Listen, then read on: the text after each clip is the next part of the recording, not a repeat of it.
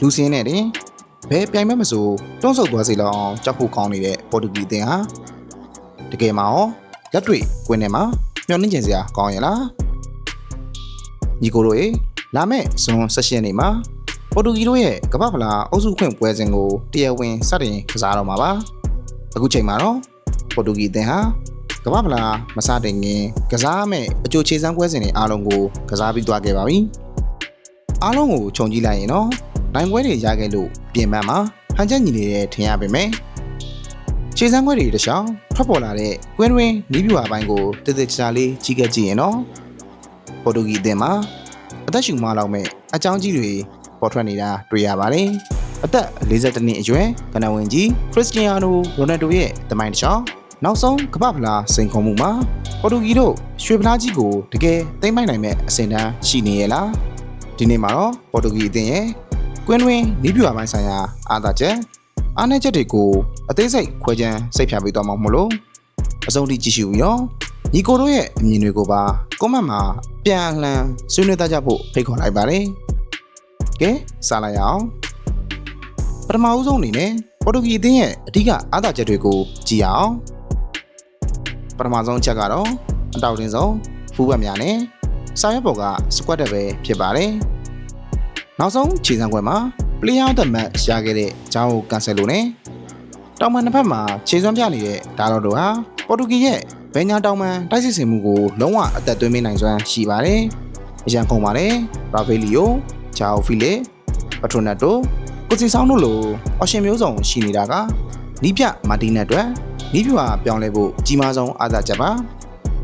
ဒုတိယအားသာချက်ကတော့ဂျာအိုနာဘက်နဲ့ဗီတင်ညာတို့ရဲ့ PR တန်ခံနိုင်စွမ်းပါပဲနီးပြမာတီနက်ကခြေစမ်းပွဲတွေမှာဒီလူငယ်တယောက်ကိုကွင်းလေဒယ်ဘယ်ပေးဖို့အဖြစ်အတွဲဆက်စမ်းသပ်ခဲ့တာကိုတွေ့ရပါတယ်အထူးသဖြင့် PSG ကလူငယ်ပါမီရှင်ဂျာအိုနာဘက်ကပြိုင်ဘက်ကဘလောက်ပဲ PR ပေးပြီး present လုပ်လို့ကွင်းလေကနေဘောလုံးမပြတ်ဖဲတိုက်စစ်လိုင်းထိရောက်ရှိအောင်တဲဆောင်ပေးနိုင်စွမ်းရှိပါတယ်သူတို့နှစ်ယောက်ကြောင့်ပေါ်တူဂီဟာ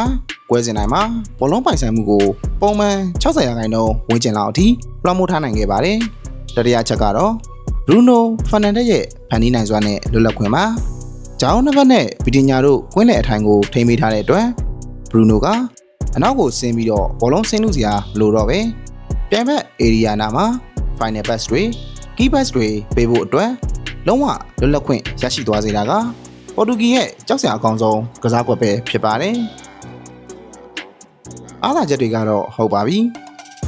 ဒါပေမဲ့ခြေစမ်းခွဲတွေအကုန်ပြီးသွားတဲ့အချိန်မှာပိတ်သက်တွေအချင်းချင်းအငင်းခုန်ဆုံးဖြစ်လာမဲ့အားနည်းချက်တွေကိုထောက်ပြရပါမယ်ပထမဆုံးချက်ကတော့အားလုံးမေးခွန်းထုတ်နေကြတဲ့ဂျာအိုနာဘက်နဲ့ဗီတင်ညာအတွဲဆက်ကကွင်းလေအဖြတ်အတွက်တကယ်ပဲလုံလောက်ရလားဆိုတဲ့မေးခွန်းပါပဲတိုတိုနဲ့လိုရင်းကိုပြောရရင်တော့ဘောလုံးပိုင်ဆိုင်မှုအသာစီးရမယ့်ကွဲတွေအတွက်လုပ်ဖြစ်ပေမဲ့ခန်းစစ် transition အကူပြောင်းတွေကတော့လုံးဝမလုံလောက်ပါဘူးအဓိကပြဿနာကသူတို့နှစ်ယောက်လုံးရဲ့ရုပ်ပိုင်းဆိုင်ရာ physicality နဲ့အရန်မောင်းအားနည်းချက်ပါပဲဖီတင်ညာရောနာဘက်ပါအရက်9ပေ10လက်မဝန်းကျင်ပဲရှိကြပြီးတော့ကစားဟန်ကခန္ဓာကိုယ်အားပြုကစားတာထက်နေစနစ်ပိုင်းအသားဖေးတွေဖြစ်နေလို့ကွင်းလယ်မှာတမီတိုင်းလိုမျိုးလုံးဝအကာအကွယ်မပေးနိုင်ပါဘူးဒါအပြင်ဂျာအိုပေါ်လင်ညာလိုကွင်းလယ်ခန်းစင်လိုင်းရဲ့အရှိမှာပဲအထိုင်ချပြီးတော့နေရာယူထိန်းရမယ့်နံပါတ်6လို့အငါမန်းစစ်မဟုတ်ဘဲနဲ့ကွင်းအနှံအပြေးလွှားဘောလုံးလိုက်လို့ရတာသဘောကျတယ်ဘောတူဘောက်စတိုင် profile မျိုးဖြစ်နေတာကြောင့်ကန်ဆယ်လိုဒါလို့လို့တိုက်စစ်လိုက်ပါသွားချိန်မှာအနောက်မှာကြံခဲ့တဲ့နေရာလွတ်တွေကိုကွင်းလယ်ကချက်ချင်းလိုက်ဖြည့်ဖို့အတွက်တက်ကနီငယ်အဝဲနဲ့ကောအမြန်နှုံးမှာလုံလောက်မှုမရှိတာကိုခြေစမ်းခွဲတွေမှာဘူးပေါ်တလို့မြင်ခဲ့ရပါတယ်ဒုတိယအားနည်းချက်ကခန်းစစ်ကြောင်းရဲ့အမြန်နှုံးနှိကွေးမှုပါရူဘင်ဒီရဲ့နဲ့အင်နာစီယိုတို့အတွဲဆက်ကနေရာယူတာကောင်းပေမဲ့ပြိုင်ဘက်တိုက်စစ်မှုတွေရဲ့အမြန်နှုံးအောင်မှာအနည်းငယ်ရှုံးကန်ရတတ်ပါတယ်တိုက်စစ်ဆင်နေတဲ့အချိန်ဘောလုံးအဆုံးသက်လွှဲချော်သွားခဲ့ရင်ပြိုင်ဘက်ရဲ့ကောင်နာတိုက်စစ်အမြန်နှုံးမြင့်တင်ပြီးတော့တက်လာတဲ့အချိန်မျိုးမှာကွင်းလယ်ကကြိုတင်ပြီးတော့မဖြတ်တောက်နိုင်ခဲ့ရင်ပေါ်တူဂီခန့်စစ်မျက်ရည်ကျဖို့များပါတယ်တတိယတစ်ချက်ကတော့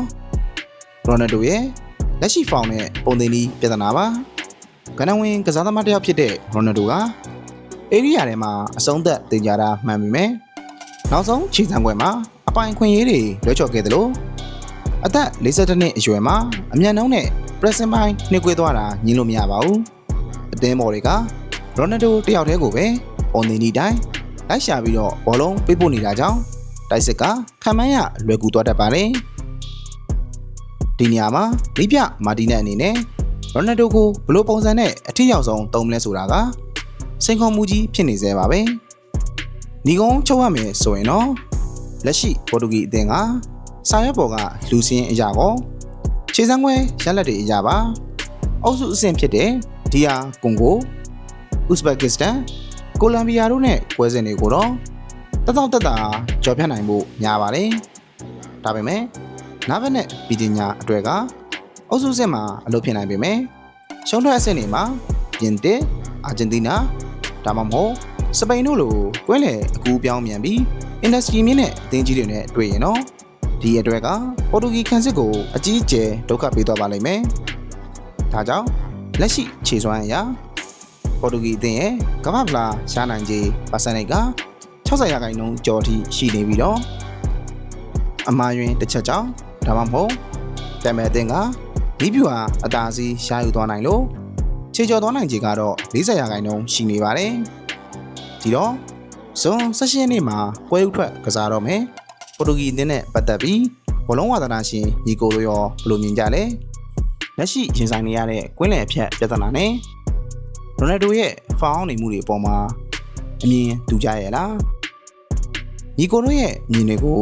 အားရပါရဝင်ရောက်ဆွေးနွေးပေးသွားကြပါဦး